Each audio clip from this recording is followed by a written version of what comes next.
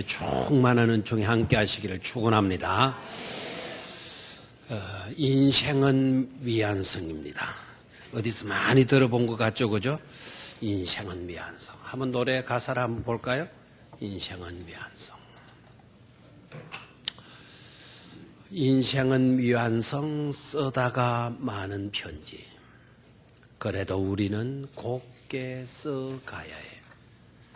사랑은 미완성 부르다 멎는 노래. 그래도 우리는 아름답게 불러야 해. 사람아 우린 모두 다행인걸. 외로운 가슴길이 사슴처럼 기대고 살자. 인생은 미완성 그리다 많은 그림. 그래도 우리는 아름답게 그려야 해. 그래도 우리는 곱게 새겨야 해.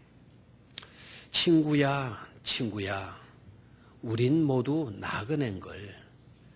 그리운 가슴길이 모닥불을 지피고 살자. 인생은 미완성, 색이다 많은 조각. 그래도 우리는 곱게 새겨야 해. 그래도 우리는 곱게 새겨야 해. 가사가 너무 좋죠, 그죠? 네. 한번 불러볼까요? 인생은 미완성 써다가 많은 편지. 그래도 우리는 곱게 써가야 해. 여기 더 잘 볼래. 인생은 미완성. 무슨 말일까요? 그것은 곧 우리가 어디론가 끝없이 보다 나은 삶을 향하여서 전진하여 나아가야 하는 가능성을 지닌 존재다 하는 거죠. 미완성이기에 끝나는 게 아니에요.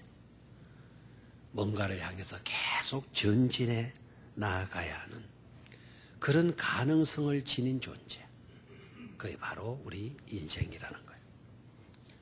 무엇을 향하여 계속 나아가는 존재. 오늘 본문 말씀을 통해서 무엇을 향하여 가는 존재인가를, 그리고 무엇을 향해 나아가야 되는 것인가를 깨달을 수 있기를 바랍니다. 첫 번째는요, 나에게서 누군가에로 향하여 나아가는 존재. 삶을 살다가 보면 이루어진 것이 있어요. 생각해봐요. 그 이루어진 것이 어떻게 해서 이루어진 것인가? 수많은 노력이 있었겠죠? 열정이 있었겠죠? 애씀이 있었겠죠? 그래서 이루어졌어요. 얼마나 보람돼. 애써서 노력해서 열정적으로 임하였기 때문에 그 일이 이루어졌다. 뿌듯하잖아요. 보람이 느껴지잖아요. 그러나 생각해 봐야 돼요. 과연 내 노력 때문이었는가? 나의 열정 때문이었는가? 애씀이 있었기 때문인가? 우리가 흔히 표현하는 말로 이게 좀 욕이 되겠고 흉한 모습이 되겠는데 쇠가 빠지도록 일을 했기 때문에. 순전히 그런 결과로 주어진 것일까? 아니면 내가 잘 살았게 착하게 살았기 때문에 그 일이 이루어진 거다. 이렇게 생각이 되어집니까? 사실 가만히 생각해 보면 그게 아닌 것을 깨닫게 돼요. 많은 사람의 도움과 은혜와 사랑이 아니었다면 그 일이 이루어질 수 있었던가? 특히 하나님의 은총, 하나님의 섭리, 하나님의 도우심의 손길이 아니었다고 한다면 과연 그 일이 이루어질 수 있었겠는가? 그게 아니다. 하나님이 봐주셨기 때문에 또 많은 사람들이 봐주었고 도와주었기 때문이라는 것을 우리가 깨닫게 돼요.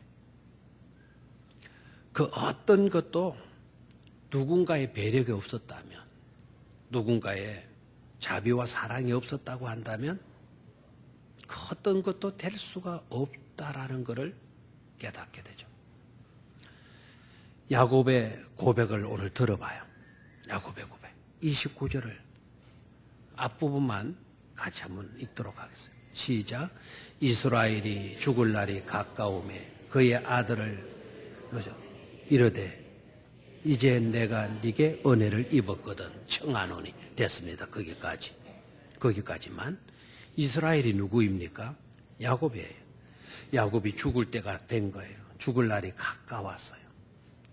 그의 아들을 부릅니다. 요셉을 불러서 하는 말이, 요셉에게 하는 말이, 이제 내가 네게 은혜를 입었거든.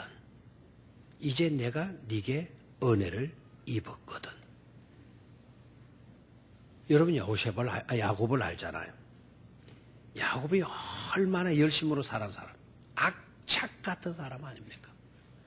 억측 같은 사람, 움켜쥐려고 수단과 방법을 가리지 아니하고서라도 그는 움켜쥐려고 했어요. 그래서 움켜졌어요. 그런데 죽음이 가까이 왔을 때 그가 하는 말이 뭐라는 거 하니까 내가 네게 은혜를 입었거든. 내 수고의 결과가 아니라는 거예요. 나의 열정의 결과가 아니라는 겁니다. 내가 네게 은혜를 입었다.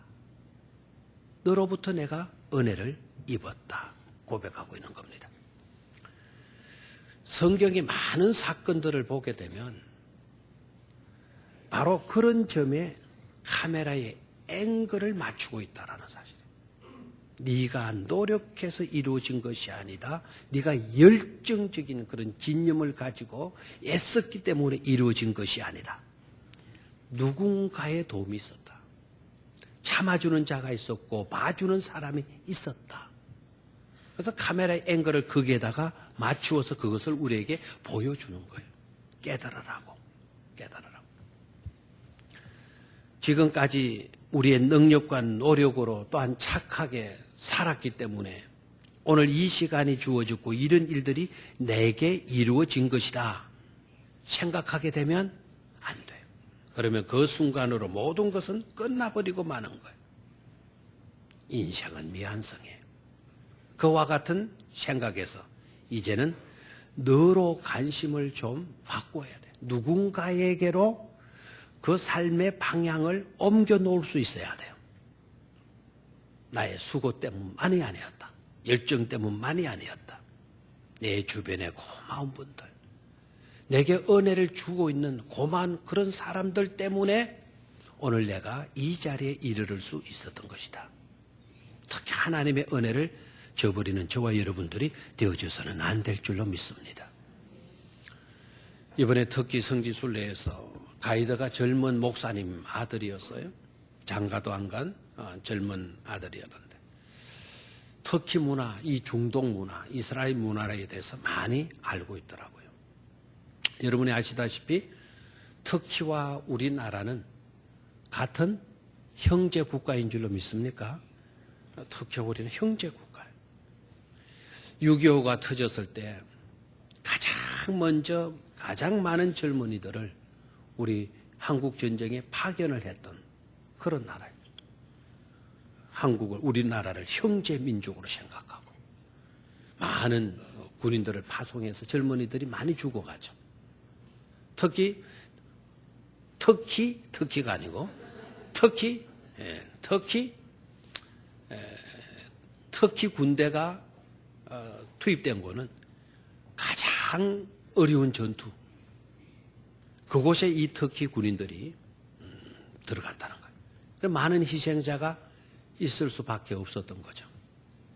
그런데 그런 한국이, 그렇게 도왔던 우리 한국이 경제 성장해가지고 세계적인 떵떵거리는 나라가 됐거든요. 그러니까 터키 국민들은 우리가 도왔던 한국이 이렇게 잘 살게 되었다. 터키보다 우리나라가 갑절로 잘 살더라고요, 지금. 그러니까 그걸 시기 질투하는 것이 아니라 우리가 도왔던 우리의 형제 한국이 이렇게 잘 살게 되었으니 얼마나 좋은 일이냐. 굉장히 기쁘게 여기는 그들이라는 거예요.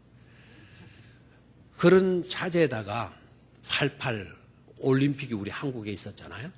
88 올림픽 때 터키 선수들이 참가를 하고 터키 역사 가운데 처음으로 올림픽 가운데서 금메달을 딴 사람이 있는 거예요. 슐라이만이라고 하는 젊은이가 역도에서 금메달을 딴 거예요. 키가 땅땅하고 조그마한 사람이 금메달을 딴 거예요. 근데 터키는 난리가 난 거죠. 형제의 나라, 올림픽을 해서 금메달을 따는데도 형제의 나라에서 땄다. 네? 그 슐라이만이라고 하는 그 역도 선수는 터키에 지금도 영웅입니다. 지금도 영웅.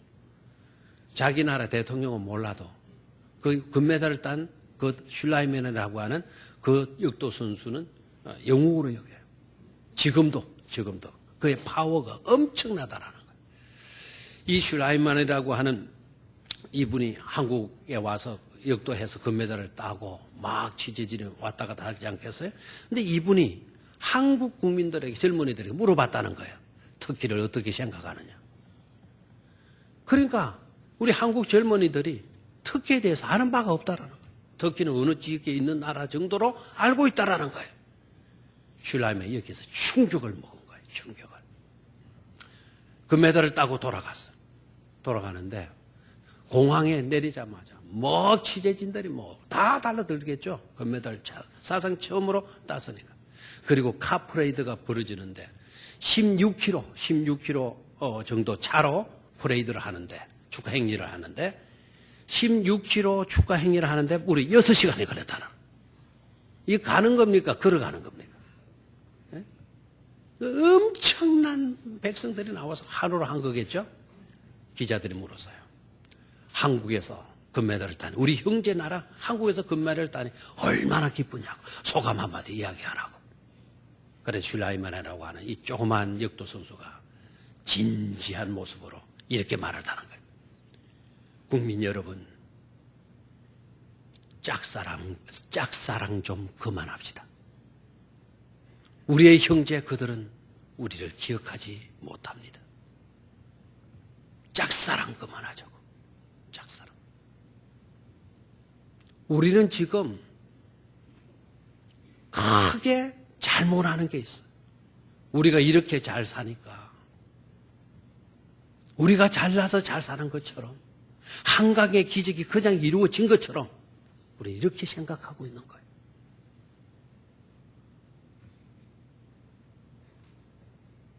나의 열심 때문에, 우리의 열정 때문에 오늘 우리가 있는 것일까요? 우리나라가 경제개발 5개년 계획을 성공리에 마쳤기 때문에 한강의 기적이 오늘 우리에게 이루어져서 잘 살게 되어진 것일까요? 잊지 말아야 돼요. 우리가 이렇게 되어진 것에서는 우리의 주변에 그 누군가가 있었다는 사실을, 그걸 깨달아야 돼요. 나에서 우리라고 하는 의식으로 우리의 삶을 비안송으로 여기고 계속해서 전진해 나가는 우리 모두가 되어져야 될 줄로 믿습니다. 두 번째로 당연에서 은혜로 향하여 나아가는 존재. 한번 따라하십시오. 당연에서 은혜로 향하여 나아가는 존재. 야곱은 요셉에게 이렇게 말하고 있잖아요. 이제 내가 네게 은혜를 입었으면. 좀 이상하지 않습니까? 우리의 생각하고 좀 다르지 않습니까? 이제 내가 네게 은혜를 입었으면. 지금 이 말을 야곱이 요셉에게 하고 있다 이 말이에요. 요셉은 야곱의 아들이에요. 대개 자식이 아버지의 은혜로 사는 것 아닙니까? 그렇잖아요. 자식이 부모의 은혜로 살아요. 부모 때문에 태어났고 부모의 돌보심 때문에 우리가 자라났고 부모가 있었기에 우리가 있었던 것 아닙니까? 그런데 야곱은 이렇게 반대로 이야기를 해요. 내가 아버지, 내가 자식인 너에게 은혜를 입고 산다. 다르잖아요. 요셉을 낳아주고 요셉을 키워주었는데 부탁할 것이 있다면 내가 너를 키웠으니까 내 소원 당연히 네가 들어줘야 되지. 그래야 되잖아요. 근데 지금 당연을 이야기하지 않고 야곱이 그 은혜로 이야기하고 있어. 내가 네게 은혜를 입었거든. 내가 너를 이렇게 키웠으니까 이제 네가 내 소원 들어줄 차례다. 이렇게 해줘. 이렇게 말하고 있는 것이 아닙니다. 당연한 것을 당연한 것으로 여기지 않고 은혜로 생각하고 은혜로 여기고 있는 야곱의 모습에서 인생은 미완성. 그걸 깨달아야 돼요. 이게 사실 중요한 것 아닙니까? 당연한 것을 강요하고 강조한다라는 것은 그건 의무를 강조하는 것이고 윤리를 강조하는 것이죠. 그렇잖아요? 당연한 것을 교육해요. 당연한 것을 교육한다라는 의무를 교육하는 것이고 윤리를 교육하는 것이죠. 부모를 공경해야 되잖아요. 당연한 것 아닙니까? 그 부모를 공경하라고 가르치는 것은 곧 윤리를 가르치는 거죠. 부모효에 대한 윤리를 가르치는 거잖아요. 인간의 바른 의무와 도를 가르치는 것이잖아요. 그러나 은혜는 신앙인 겁니다. 믿음의 관점에서 보고 은혜를 깨닫게 되고 그 은혜로 모든 것을 해석하게 되어지는 것이죠. 우리는 이렇게 말을 해요. 내가 너를 어떻게 키웠는지 아냐? 어떻게 내가 너를 키웠는데 너는 이렇게 나한테 하냐? 이렇게 무정할 수 있고 이렇게 무관심할 수 있고 이렇게 속을 썩일 수가 있냐? 라는 이야기를 해요. 어떻게 내가 너를 키웠는데? 자식은 뭐라고 생각을 해요? 맞습니다. 어머니 저희들을 키울 때 얼마나 고생하셨어요. 정말 그 은혜 잊지 못할 겁니다. 이렇게 받아들이면 어떻게 얼마나 좋겠어요. 그런데 부모가 어떻게 내가 너를 키운 자식인데 이렇게 나오면 자식들은 대개 어떻게 생각하는 거 아닐까? 부모가 자식을 키우는 거 당연한 거 아니에요? 이렇게 나오는 거예요. 이러면 그 가정 끝난 것 아니겠어요? 그 가정 이미 끝난 거예요. 이런 가정이 되어야죠. 내가 너를 아낌없이 귀하게 여기고 애쓰고 손발이 다 닳도록 너를 키웠지만 부모가 부족해서 그래도 부족해서 남들처럼 내가 해주지 못한 게 마음 아프구나. 그러면 자식이 어떻게 나와요? 어머니 무슨 말씀을 그렇게 하세요? 제가 있게 되고 이 정도 된 것은 다 어머니가 고생하셨기 때문에 이렇게 된 것 아니겠어요? 저를 위해서 손발이 다 닳도록 다 이렇게 고생해 주신 결과이지 않겠어요? 뭐 자식이 이렇게 생각해 줘야 되잖아요. 그러다면 그 가정은 된 가정, 못된 가정. 그 가정은 된 가정이잖아요. 우리는 깨달아야 돼요. 부모는 당연의식으로 생각을 하더라도 자식은 어떤 의식으로 받아들여야 한다? 은혜의식으로 받아야 된다. 당연히 부모로서 그렇게 해놓고서도 야곱 봐요. 내가 당연히 너에게 그렇게 했지만 그러나 부족했다. 오히려 나는 너의 은혜를 입고 사는 존재가 되었구나. 내가 너에게 은혜를 입었거든. 내 손 이것인데 내 손 좀 들어줄 수 있겠니? 라고 이야기를 해요. 인생의 말년에 이르러서 야곱은 귀한 것을 깨닫고 있는 거죠. 지금까지는 움켜쥐는 인생이었어. 마땅히 노력하고 열심히 살게 되면 잘 살 줄 알았어요. 그런데 깨닫고 보니 내가 할 수 있는 것보다 내가 할 수 없는 일들이 점점 많다라는 것을 깨닫게 되어진 것이죠. 사랑하는 성도 여러분, 오늘 예배하는 여러분들 가운데도 이런 생각을 가지고 있는 분들도 있을 거예요. 나는 아직 젊었다. 나는 아직 할 수 있다. 나에게는 건강도 있다. 나에게는 얼마든지 기회도 있고 시간도 있다. 그러니 나는 할 수 있다. I can everything. I can do it. 나는 그것을 할 수 있다. 모든 것을 할 수 있다. 그렇게 생각합니까?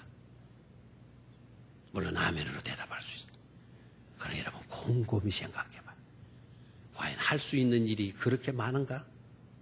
할 수 있는 일이 많습니까? 할 수 없는 일들이 더 많습니까? 인생을 살다 보면 할 수 없는 일이 할 수 있는 일들보다 훨씬 많다라는 것을 점점 배워가게 될 거란 말이에요. 그렇잖아요? 누군가가 도와주지 않았다면, 누군가가 우리에게 잘 대해주지 않았다면, 누군가가 우리에게 관심을 기울여 주지 않았다면 절대로 나는 존재할 수가 없는 거예요. 우리가 태어나서 자랐습니다. 우리 스스로 자랐나요? 식물은 뿌려놓으면 스스로 자랄 수 있을는지 모르지만 사람은 스스로 자라갈 수가 없어요. 진 자리 마른 자리 갈아 눕혀줘야 되고요. 때가 되면 젖을 물려줘야 되고, 겨울이면 따뜻한 곳으로 누군가가 우리를 눕혀줘야 돼요. 뜨거운 여름날이면 우리를 서늘한 그늘 아래로 누군가가 우리를 옮겨 놓아 주어야만이 생존할 수 있는 존재가 우리 아닙니까? 언젠가는 그 믿었던 건강도 사라질 때가 와요. 거동이 불편할 때 누군가가 내 입에 미음이라도 떠가지고 내 입에 넣어줘야만이 내가 생존할 수 있는 그런 미약한 존재가 우리 인생이라는 거예요. 그리고 우리가 죽고 나면 어떻게 되나요? 뻣뻣하게 싸늘하게 식어진 우리의 시신을 누군가가 묻어줘야 되잖아요, 지금. 야곱이 어떤 사람입니까? 모든 것을 할 수 있다 믿었던 사람 아닙니까? 머리를 쓰면 될 수 있다. 열심히 살면 될 수 있다. 다 될 수 있다라는 것이었어. 머리를 써서 얼마나 속였습니까? 형도 속였고 장인도 속였고 외삼촌, 처음에는 외삼촌이었죠. 외삼촌도 속여먹다가 나중에 장인이 되었어요. 장인이 되고 나서도 또 속여먹어요. 얼마나 한마디로 못 데쳐먹었습니까? 모든 것을 할 수 있다 생각해요.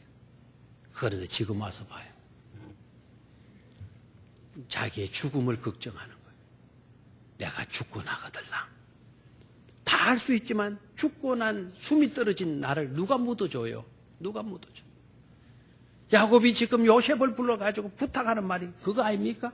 내가 죽고들랑 이 땅에다가 묻지 말고 내 시신을 조상들의 묘로 옮겨가서 거기에다 나를 묻어다오라고 이야기하고 있죠.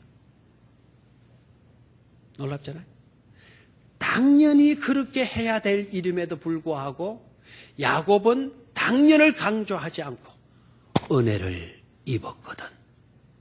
은혜로 나를 장사 지내다오 부탁하고 있는 거죠. 우리는 그런 의식으로 미완성인 인생을 발전시켜 갈 수 있어야 될 줄로 믿습니다. 제가 이번에 터키에서, 터키는 갑바도키아 이런 지역은 제가 처음으로 가봤어요. 그 이슬람 사람들, 중동 사람들이 남자들 머리에 왜 뭘 쓰고 다니잖아요. 터본을 쓰고 다녀요.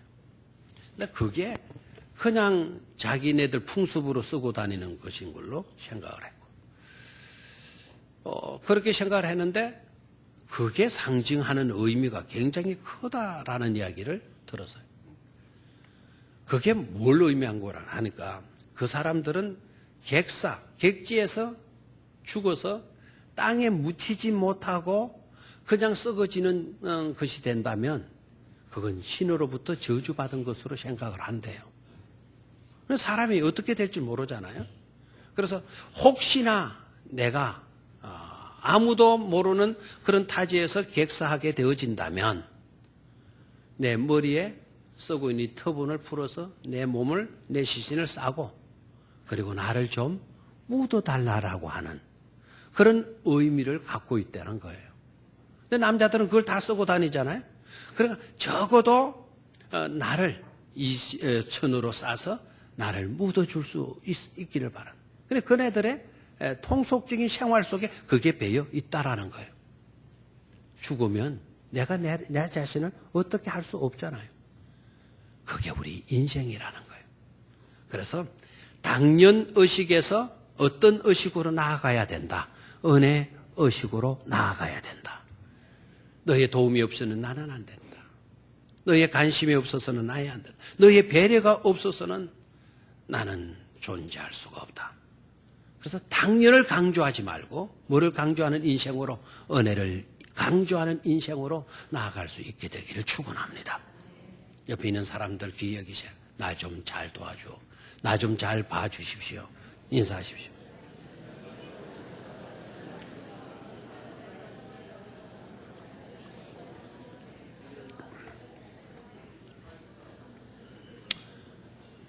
당연히 네가 나를 도와줘야지 그렇게 생각하지 말고 잘 봐달라고. 잘 부탁한다고. 다시 한번 잘 부탁합니다. 시작.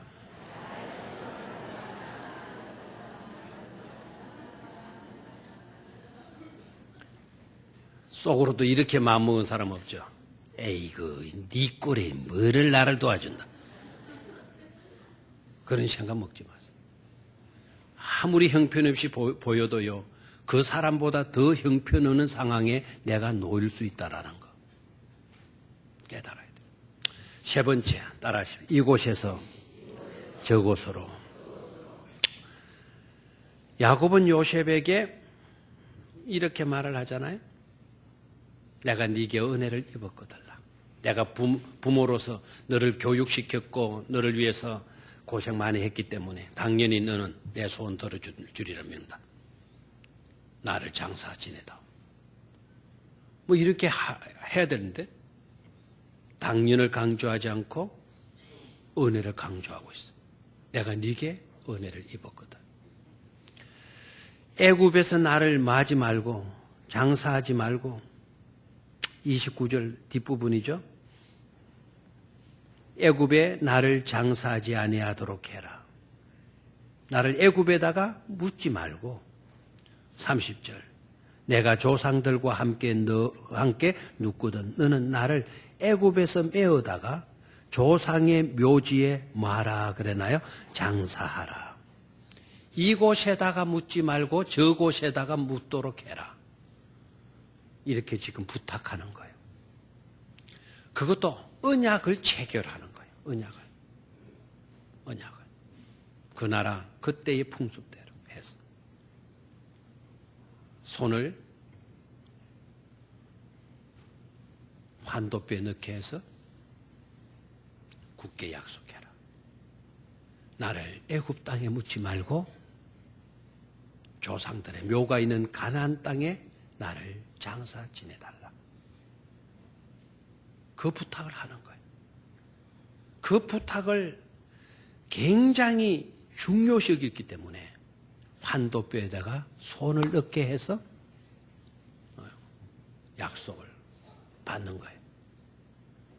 환도뼈에서 손을 넣고 약속하면 이거는 어떤 일이 있어도 어겨서는 안 된다는 그런 표시가 되죠. 그래서 요셉이가 그렇게 하겠습니다. 아버님 걱정하지 마세요. 제가 그렇게 하겠습니다. 대답해 주잖아요. 그런데 생각해봐. 이거 이상하지 않습니까? 정말 이상하잖아요. 자신의 유골이 묻히는 곳이 애굽이면 어떻고 가나안 땅이면 어떠냐는 거예요. 어차피 한 줌의 흙으로 돌아가고 말 것인데 굳이 애굽에는 안 되고 가나안 땅이어야 하느냐 말이에요. 이상하지 않냐? 어차피 우리는 부활할 몸인데 뭐 여기면 어떻고 저기면 어떠냐 말이에요. 근데 그것이 뭐가 그렇게 중요했기에 한도표 밑에 손을 넣게 해서 어기면 절대로 안 되는 약속을 체결하는 것입니까? 이상하잖아요. 여기에서 우리는 야곱의 정신을 배워야 돼요. 이것이 뭘 의미하는가 하는 거예요. 이것이 의미하는 것은 이 땅은 요셉 아들로 인하여서 영광을 누릴 수 있는 땅이에요.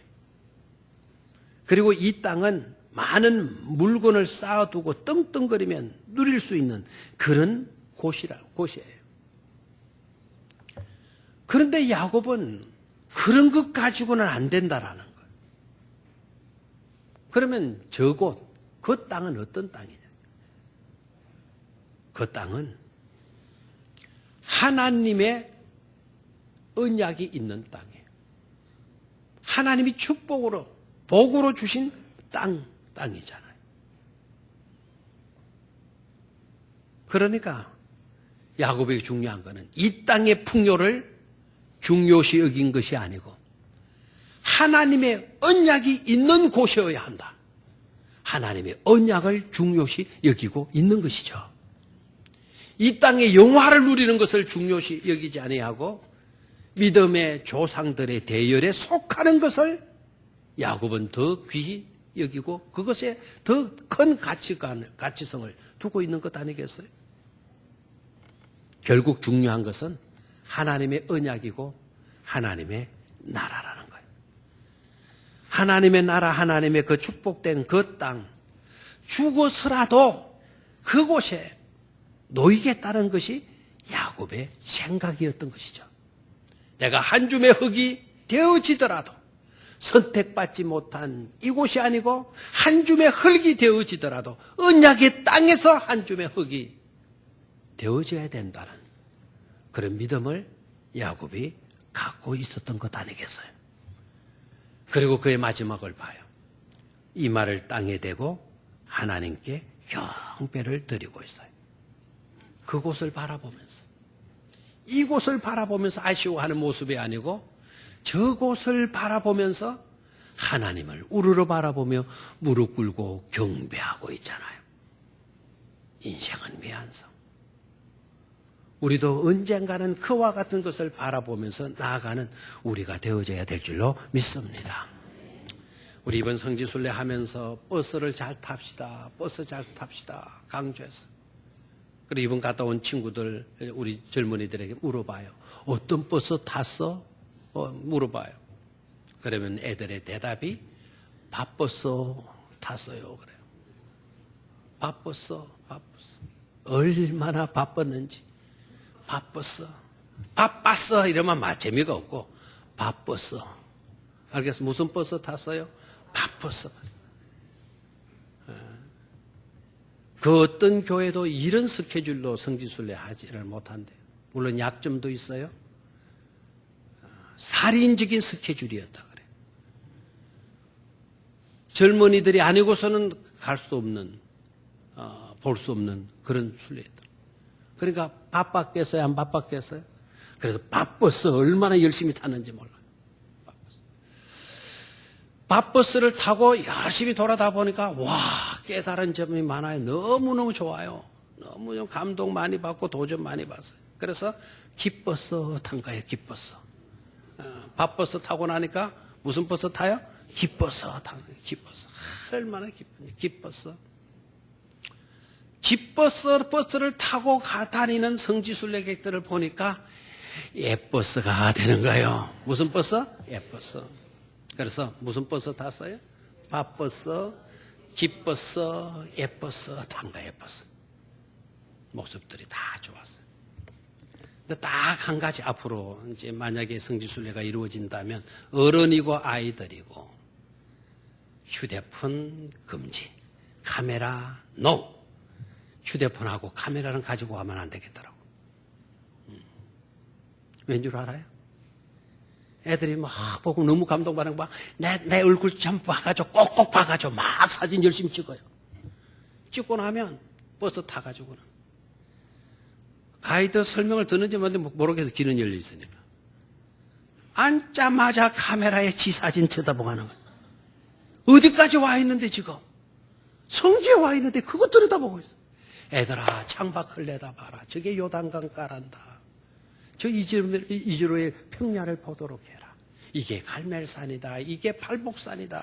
여기가 가나안 가범 땅이다. 가버나움. 앞으로 no. 그걸 또 막 뭡니까? 뭐 카카오톡인가 해서 국내로 또 날리고 앉았네. 그게 부모들에게. 이게 장애더라고. 이게 세대 차이죠. 이게. 근데 이름을 아셔야 돼요. 지난번에 윤광이 왔을 때 그 찬양팀들, 그 팀들 합숙 들어가면 아무도 휴대폰 못 가지고 있다. 딱 총무만 딱 가지고 있다. 다 뺏은 데다.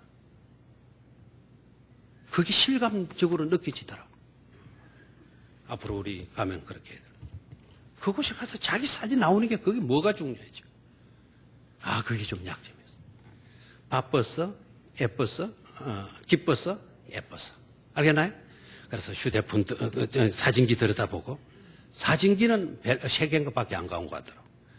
그런데 요놈 먹고 제가 휴대폰 가지고 오지 마라 했는데 다들 꼬치물고 왔어. 또 와가지고는 이놈 거 휴대폰 다 찍고 앉았어요. 다 요게 약점이었지만 그래서 앞으로 이 휴대폰을 안 가지고 오면 참 좋겠다라는 생각도 들고 교육이 안 되는 거죠. 교육이. 그래서 그러나 여러분 아셔야 돼요. 성지순례는 은혜 가운데 잘 마쳤고 점수를 매긴다고 한다면 아마 85점 정도 매길 수가 있어요. 잘했어요. 아이들이 어렸지만 잘했어요. 어른들이 섞이지 않으니까 더 활발하게 움직일 수가 있었고 통제도 잘 되고 다 됐어요. 뭐 감탄을 하죠. 감탄을. 프로그램 내용도 굉장히 좋았어요. 지금 박근혜 정부가 창조 경영이라고 하는 거를 노렸잖아요. 창조 경제인가? 그걸 노렸잖아요. 근데 거기에 가서 알았어요. 박근혜 대통령이 창조 경제를 경영인가?